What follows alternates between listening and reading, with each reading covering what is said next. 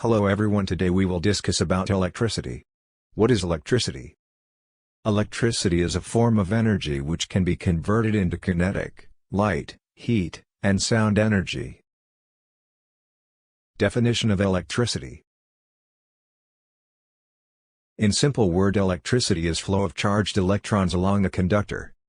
But there is so much behind that simple statement. Charged electrons are transferred from one end of conductor to the other. Electrons travel freely within conductor bodies since nucleus hold them loosely. Flow of electrons.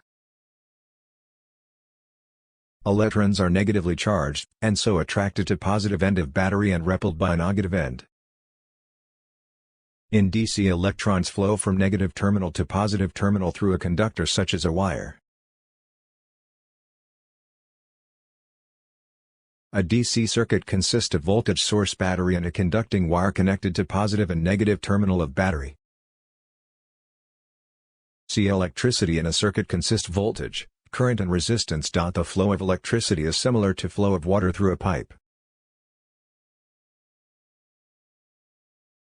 In AC, the electrons do not move in only one direction, instead they hop from atom to atom in one direction for a while, then turn around and hop from atom to atom in opposition direction.